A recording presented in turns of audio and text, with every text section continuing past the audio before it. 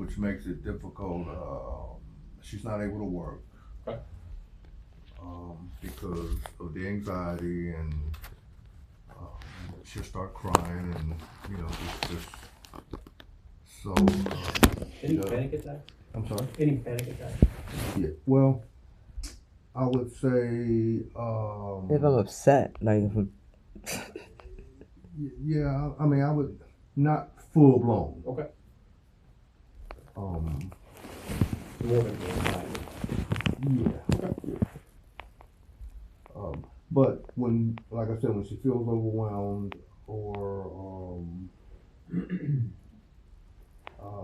I'm trying to search for the word. She gets she's withdrawn Okay. and depressed because of her inability to, in my opinion, to function normally. I would say. Would you say that? yeah. So she finds outlets to focus on. Okay. And she puts 100% of her time into that, and I believe that is sort of I'm not gonna say an scapegoat, but a mechanism to validate. What she'll get into, like, just say reading and law. Oh, okay. Law. Okay. I mean, I'm talking law. Okay. And she'll Okay. be 100 and 1,000% Okay. dedicated to that. Right. Uh, um, Would you say like almost like obsessively reading Yes. law? Okay. yes. And the conversation to follow. Okay. So, no doubt that if I wasn't here and you two had a 15-minute conversation, that you would probably end up on that subject. Yeah. Okay. And she carries her to-go book bag with her. That's her. Well, I am dealing with court issues too, so I always bring my documents with me Okay. as to Yeah. I may look, because if I run into anybody and then it's just like a protective measure, but it may seem like because at any point something can happen and I'm just like, let me make sure I have my ID, my court paperwork, or anything that can keep me out of trouble and keep them from having to bail me out worse than, that's a whole nother thing. Similar to the doomsday preparation. Yeah. Mindset. Okay. What kind of court involvement do you have right now? You don't have to go into like a whole lot of detail. I mean, it's really like legal abuse, probably, because I go into it. Just they got me as failure peers, bench warrants, and it's like a revolving door. I keep going in. I don't know if it's like a identity thing where it just can't get resolved. Okay. They're saying I'm at different addresses. So then when I'm trying to defend myself, I got citations saying I'm at 5 different addresses, but I go to court and then I'm getting arrested over it. And then it's been a year, like in a month, in August, it'll be a year that I've had a whole court case and nothing's happened. And he's even been there with me, and then I have a bench warrant. Okay. So as soon as, and there's just no, and they'll ask me, and so there's a constant study of law just to understand what's going on. And then they'll ask me, and then I don't know. And I've tried to get counsel. I tried to request. There's forms in there, and I'm just like, I don't even have a right to counsel, and it's like unheard of, and it's like it may be something everybody ain't never seen, but it's happening. Okay. As to I can't get anything resolved, as to probably a little bit of my behavior too. Okay. Well, I would understand that. So okay. All right. My main concern is her inability to function as an adult in society. Right. She was staying with her mother. Okay. And there was a codependency situation between both of them. Right. She needed her mother. Her mother needed her. Okay. And to the degree that we had to separate them. Oh. Okay. Okay. So, as a result of that, Well, there was an eviction, and we actually had to go separate ways. Yeah, we had. So it was Okay. as in my living situation, just so that's stated. Is she living with you? No, she temporarily staying with her grandparents. Okay. She doesn't have a home of her own. Okay. Gotcha. So, There was some legal stuff going on, I'm not sure, but nowhere to stay. So that in itself, is depressing too. So that weighs on her. She's dealing with the codependency separation deal. Just the other day, she was in tears. Her mom is experiencing some medical. She's in the hospital right now, so she's dealing with that. Okay. As her mom is dealing with the codependency thing too. So she's hospitalized right now. yeah, So they both. So it was pretty bad. Okay. So the reason that I'm kind of spearheading all of this to make sure that my daughter gets the care that she needs, because the system has sort of. There was a point, maybe I think after they lost their home, she kind of shut down, and I was really. I retired from the military, and I was really, part of my job was being responsible for several people, and I had to be aware. I had to know their family members. I had to, so I learned a lot, and I seen a lot of red flags, which at the time I didn't realize were red flags. Right. And I mean, I know people who have hung themselves, for less. Right. So about a month ago, she just went in this hole, didn't want to talk, and I was really concerned that she was embarking on that mindset, because there wasn't nothing else there was no light at the end of the tunnel, so to speak. So at that point is when I kind of stepped in and made sure she, because had I not, then you asked the wrong question and she's out of here. Okay. You know what I'm saying? So that's why I'm here. Okay. Any suicidal ideation now? no, Any past suicidal ideation? no, Any past suicide attempts? no, Not wanting to hurt anybody else? no. Okay.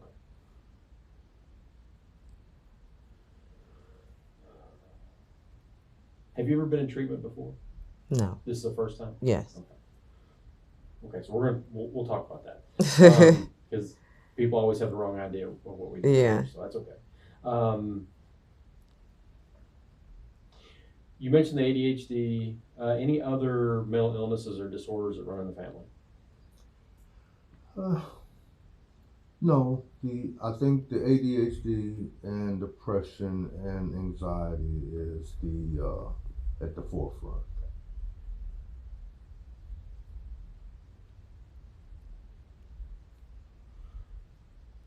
Any physical health issues that are going on with you right now? I have this rash that's all over my whole body that I can't, doctors ain't calling me back on that.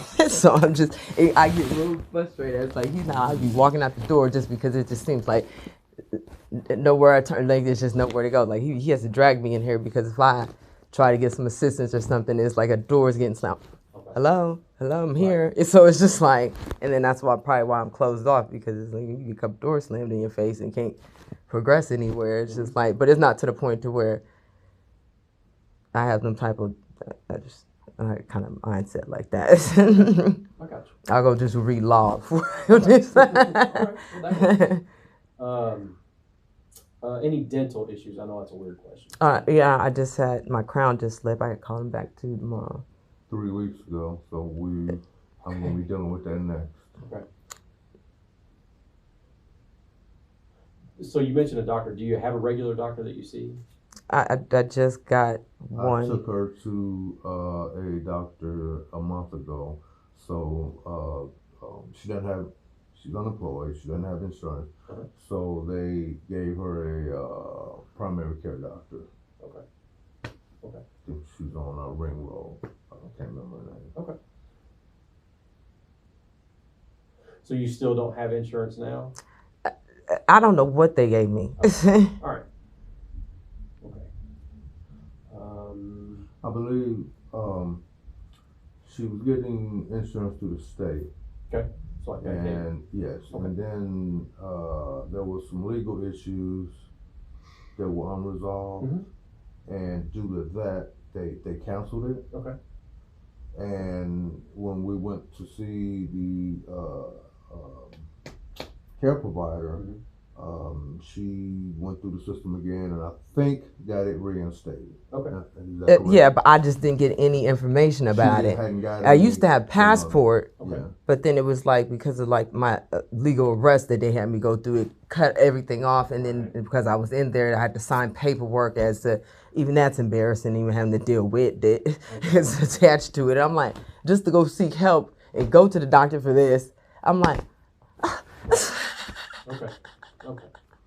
like I never thought I would have to sign a paper. No, I'm not gonna get into it. Okay. Yeah, we'll just do thumbnail sketches today. We'll get into everything else later. So okay. Okay. Any hobbies besides reading law? Music. Music. Listen to music. Anything else? I mean, that's enough. Yeah. And you live with your grandparents. Is that a house, apartment? House. House. And it's just the three of you there? Right now, yeah. Are you religious at all? Go to church regularly? No, don't go to church. I mean, I read a lot about spirituality and Okay. different types of religions and stuff like that. So it's not always just law, but religious law too. Gotcha. I have an interest in religious law too.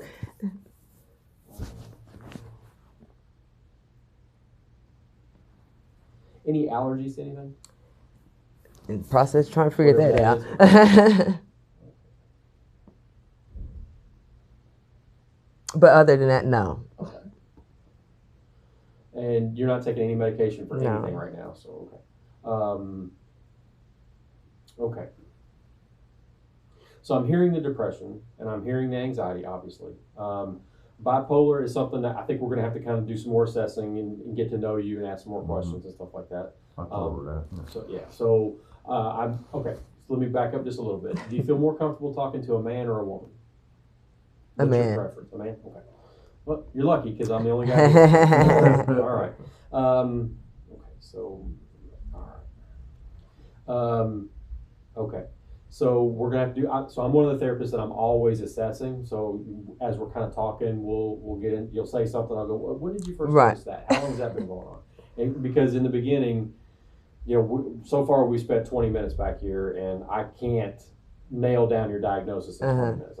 I'm pretty good, but I'm not that good. So it's going to be something that we're going to have to kind of just refine as we go along. So I'm going to start with anxiety. I'm going to start with depression, and then we'll just kind of work from there. Okay. Any history of abuse, trauma, anything that you've been through that you feel like was traumatic for you? Outside of some of the stuff he probably did post-military, because, you know, like, when they had that PS, whatever trauma they got, that's his own stuff. But he used to do some weird stuff, like, growing up as, like, just like, you know, daddy-daughter things, or just being hard, his OCD and stuff having to be in, you know, order, and just a military home, which is normal, but, you know, abnormal, whatever that comes with. Hard. Yeah. I get it. Okay. But, you know, we come from Fort Knox, so it's not, it's not I get it. uncommon. Yeah. I'm retired Air Force. So. Okay. Okay. So so what? Let's switch gears because we have the diagnosis that we're going to start with. We're going to talk about things, but we're going to do it on your schedule and on your time and when you're comfortable. I'm never going to push you to talk about something you're not ready to talk about. Okay. My job is not to judge you. My job is not to think you're a bad person. My job is not to push you in any direction. My job is to really kind of follow along where you lead because you're in charge in here. Okay. In this building, what you want is the number one. That's what we work towards. If you feel like that door is being closed in your face like it has been everywhere else, I need you to let me know. Okay. Because I'm going to open that door and we're going to get rid of that barrier. Okay. My job is to remove barriers. Okay. So what ideas or what thoughts do you have about therapy? What is it that you think that we're going to be doing?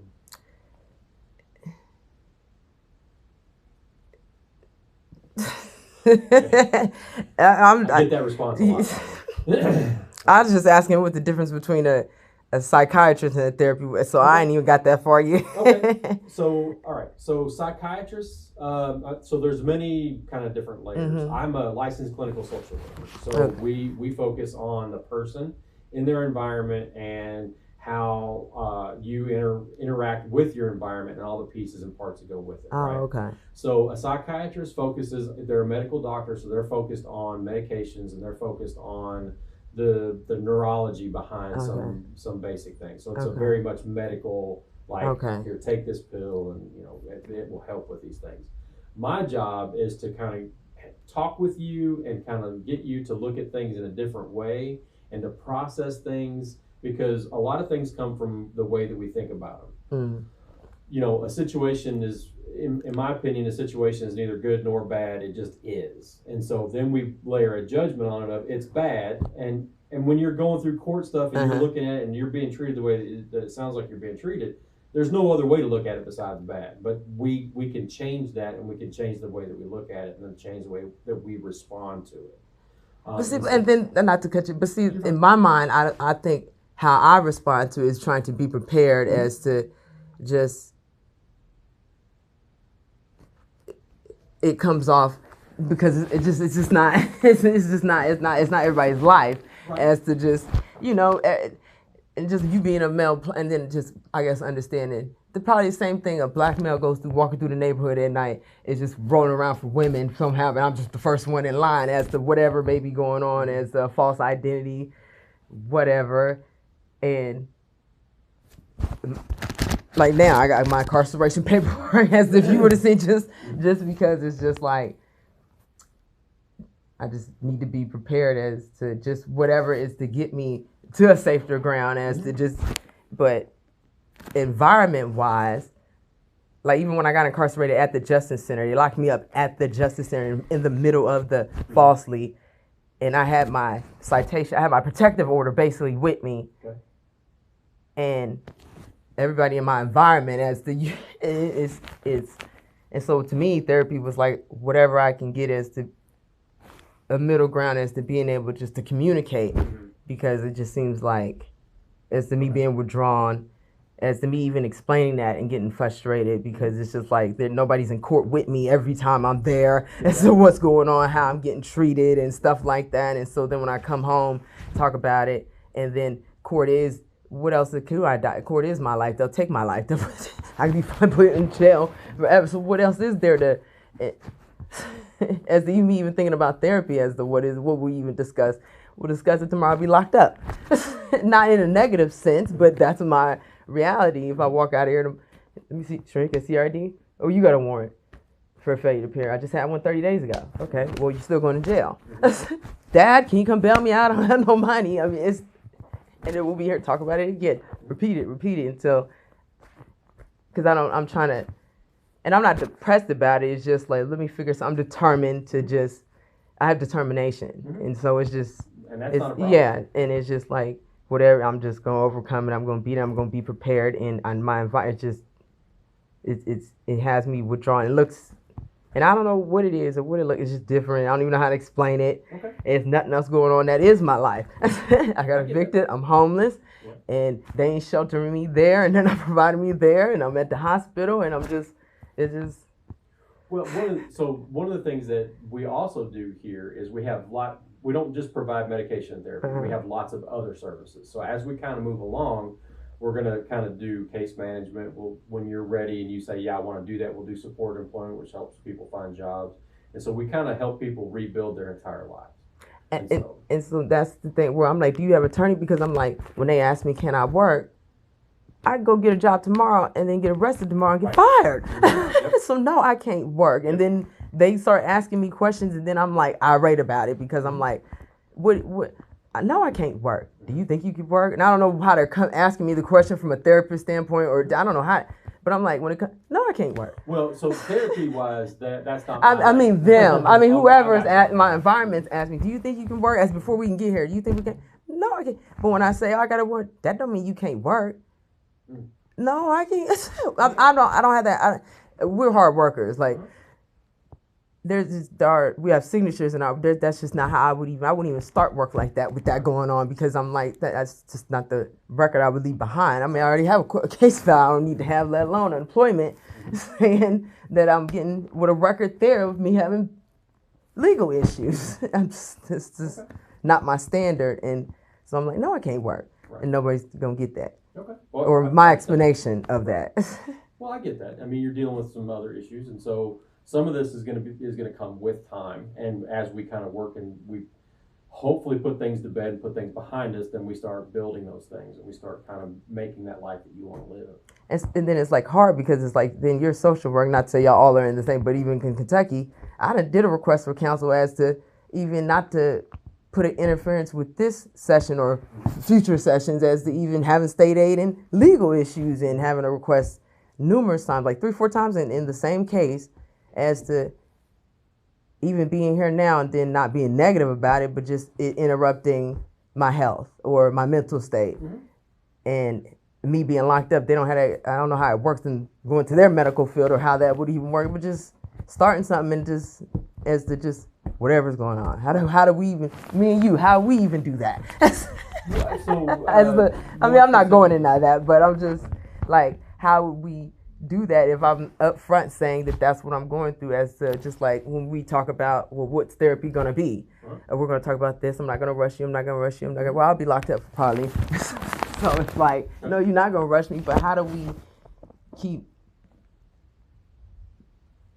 as to like my thoughts even being here now is to just not being negative, but just hoping for the best, because as you know, I came, but it's still, and it's not fear, it's just the reality of just like, even for his sake, being here supporting me, that's still being an issue, and then gonna cause him to worry, and that's in the back of my mind too, as that always gonna be the focus point, and maybe an interruption as to what I say, because we can go, and then it's gonna be, I'm gonna go backwards and probably be more irate as to when we had this session, I locked up and I can't come back. See my social worker, I'm gonna be upset, and then it's just like, this is.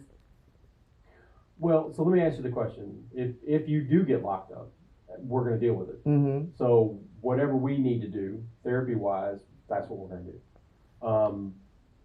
Just so you're aware, everything that we talk about in here stays right in here. Mm-hmm. I do not and will not, unless you specifically tell me to, talk to parole, probation, mm-hmm. attorneys, anything like that.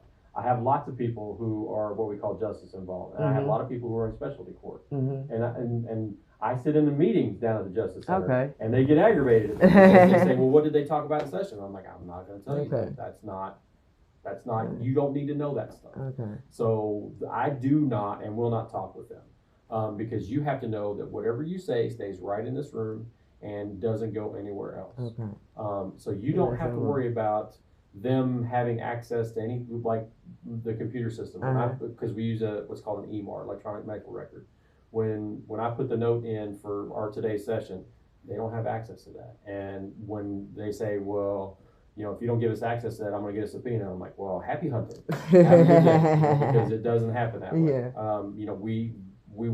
We as an organization and as a profession work very hard to keep your confidentiality private. I also don't have if you come in and say I had a TV, well, I do have a TV in here, but it's not hooked up to something. But if I had it hooked up to something, you go, hey, did you hear about that bank robbery this morning? That was me. I don't have a responsibility to call law enforcement. That's not my role. My role is your mental health. Okay. And I take that very seriously. When I tell my clients, you're the reason I'm here, I'm serious. You are the reason I'm doing this job. So you don't have to worry about anything, me going and talking to the justice at all. I don't want to. I'm more interested in you and getting you where you want to be. And there's going to be some hurdles. There's going to be some barriers that they're going to probably put in our way that we're going to work through. Right. And we're It's just more them interrupting with you putting into what you do. I get that. And I do have some. So specialty court is like drug court, mental health court, right? And sometimes they have to serve sanctions. And I get notified that, hey, this person's going to serve a sanction for 7 days or whatever. So they're going to go to jail for 7 days. So I look and see if we have a session planned for that period of time. Mhm. And if we do, I go, okay, well, that's obviously canceled. And then I let them know, hey, when you get out, we're going to talk about all this. So we're going to pick up right where we left off, and we're going to figure out what we need to do moving forward. So it doesn't end therapy; it just puts it on hold for a minute, and then when but just hearing that prior to anything happening helps. So okay, good. That helps. Thank you. That's that kind of why I want to talk about that because that helps. People have a kind of a wrong idea, I think, about therapy a lot of times, and it's hard to come into a place. Reassuring that, and then speaking to you, and just prior to anything happened, that makes me feel a little more safer, and that helps. Good. So my job is to be on your side. I'm in your corner. Whatever decisions you make, I support 100%. If we have to make a decision about mental health or therapy or whatever, I'm going to give you all the options, and I'm going to give you my opinion. Like if I would do this one. But if you go, Brian, I've already done that. I don't want to do that. I want this one over here. Then that's what we're going to do because you are in charge. You have to understand that you're in control. I can't force you to do anything you don't want to do. I wouldn't even if I could. So it's a relationship and it's a partnership, and it's going to take a minute to get comfortable. Okay. I get that. In the beginning, you're gonna come in here and you're gonna go, well, I really don't have anything else I want to talk about. So we'll spend 20, 30 minutes talking about just whatever you want to talk about, and then we'll cut it short, and that's okay because I want you to get used to coming in here and talking with me and getting comfortable, and it's going to take a while, and that's okay. We'll get there. And then the great thing is, and this always makes me laugh, when I have a client that comes in, they go, things are going okay, and I'm sorry I don't have a whole lot to talk about. And I'm like, that's the goal. That's the goal.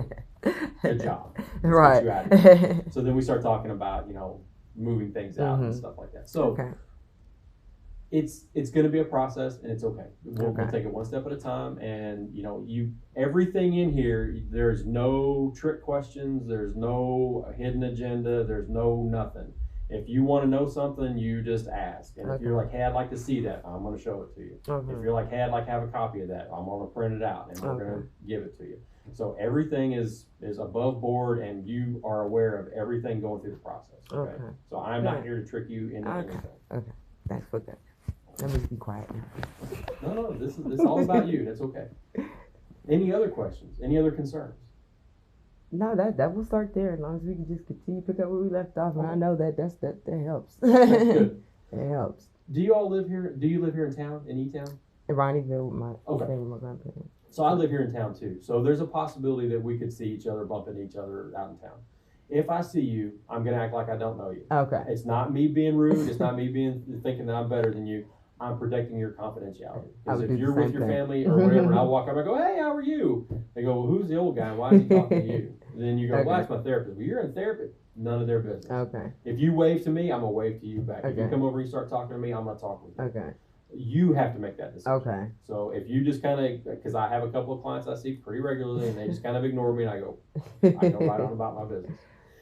I will tell you, when I'm focused and I'm in like Walmart, I'm going to buy something, I'm probably not going to recognize it's you anyway. So just keep that in mind. My son was in Walmart, and he kept waving to me, and I was like, who is this guy? Why is he waving to me? And then I looked, I was like, oh crap. Like, hey, come here, man. So some of it may be unintentional, but I go on about my business. Okay. So I also will give each of you my business card. If you have a question, if you have a concern, my phone number's on there. Now, phone number, it comes up front, they take the message, and then after a session, I got to figure out and carve some time to make the phone call back. I have my email address on there. If you have a question or you have a concern, or hey, like, I want to talk about this next session, email comes right to me. Okay. So in between sessions, I take about 5 minutes and I just kind of shoot stuff back, or just even to let you know, hey, I'm working on that. Got it. Don't worry about it. That's probably the quickest way to get a hold of me. Okay. But if you want to talk with me, like on the phone, send me an email and say, hey, I'd like to talk to you. When you get a minute, call me. Okay. I will do that. I will go, okay, about noon, I'll have some time to call you.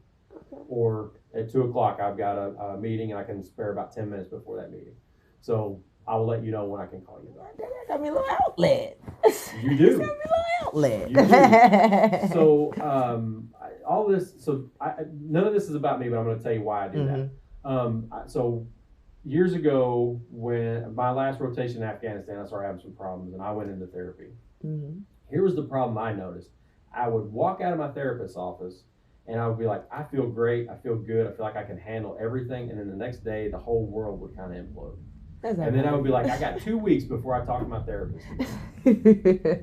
If that happens, I want you to contact me, because I don't want you to wait 2 weeks. I want you to, hey, let's work on that. That happens. Sometimes we gotta see it in the moment. Know what you So I know you that have feeling. access to me, and it's really, oddly enough, I have a couple of clients that every once in a while they'll just send me an email and go, hey, you still checking your email? And I'm like, yes, they're happy with that. You have access. So, keep that in mind. Got me an outlet. Any other questions? Anything else I can address? No, that's good. Well, if you guys are like me, about 5 minutes down the road, you'd be like, oh, shit, ask this. Send me an email. No. You know I got my notebook, and I'm gonna send you email. Send me an email. So how often do you want to have sessions to start? I usually like to start weekly. Is that what you want to do? What you think? Yeah. Sounds good. Yeah, weekly. Yeah, Okay. weekly. So we'll go up front and we'll schedule some of those. Now I will tell you that my schedule here, because we had a couple of therapists move to part-time and then we had a couple leave. So my schedule's kind of packed for the next couple of weeks. Mhm. So it's going to be after that. Okay. So we'll schedule 3 or 4. Okay. And in between, if you're like, oh, it's Okay. just a really crap email. Okay. And then we'll kind of figure out what we need to do from there. Because a lot of times, if somebody's really going through it, I'll tell them, all right, if you can get in here, I'll carve out some time. And so, yeah, so that's kind of where we are. And believe me, if I offer up my lunch, it's not going to hurt me. I'll just survive. So, okay. Any other questions? Any other concerns? Do you have any questions or concerns? No. Okay. Do you feel like this is going to be a positive? You feel Yeah. like it's good so Really far? positive. Yes. All right, so I will get everything started. We'll assess as we kind of go along. I am not pushing medication, but how do you all feel about medication? Are you open to taking it? Or are you like, nope, I don't want it? I mean, What are you thinking? we'll talk about it. We'll talk about it. Perfect answer. All right, so that's what We'll talk about it. Okay. I think that's about all I really need to get us going. So we'll go schedule those appointments and we'll kind of pick it up from there and we'll figure out what we need to do next. Better already. Okay. Let me get you started. I do.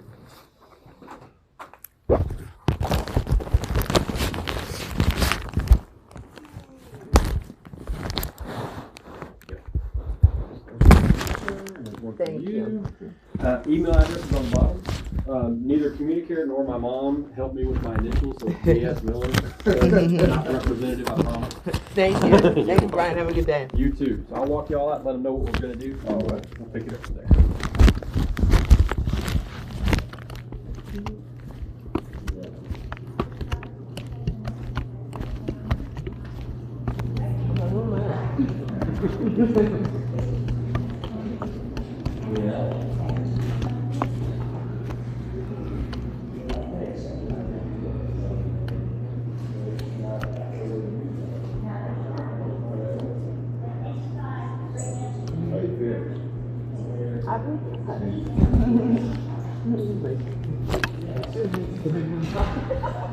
So, we'd like to both of you, thank you for coming in. Thank you. Just holler at me, okay? Okay, thank you. Anytime. I'll see you later. Wait a minute, Amy's gonna schedule an appointment. She's gonna give you a card too. So Okay. Thank you. Thank So I told her, what I like to do is I like to schedule 3 or 4 appointments. Mhm. If you need to change them, change them. Okay. But that way they're already on my schedule. Okay. You can just move them around. Sounds good. Thank you, Brian. Thank you. See you guys later.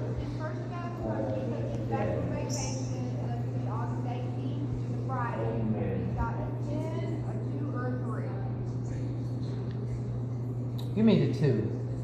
I don't like doing too early.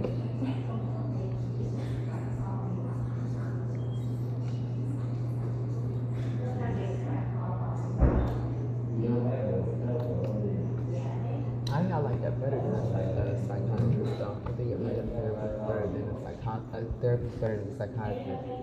I think I like. Well, I mean, I'm just saying how. That's what I was saying. Yeah.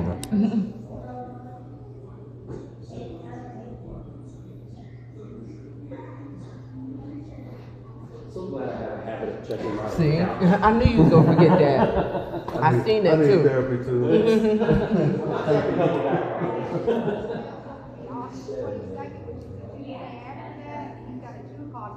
I'll take it.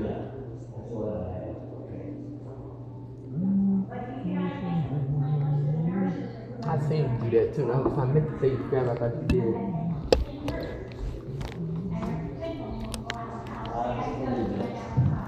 Hair is really growing. I know. I need to figure it out and do it. I need to go over there too.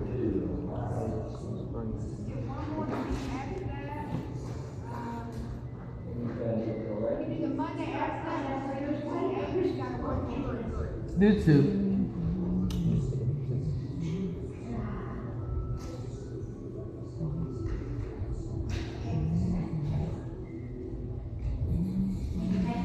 What are you doing when you leave here?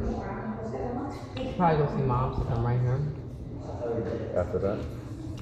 I don't know.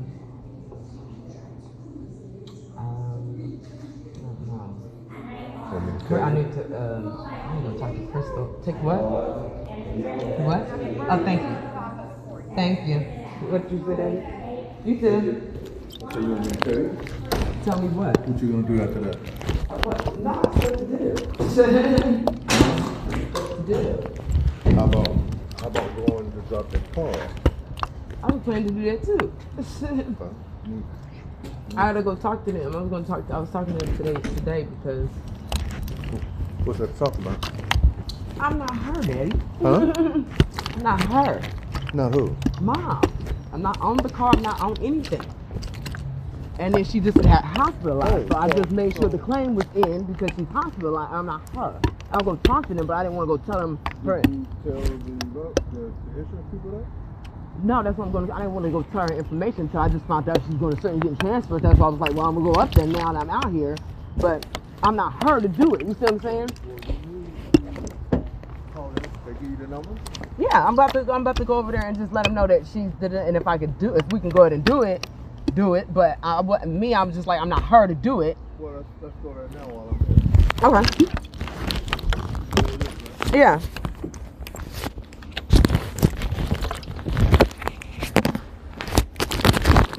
Hold on.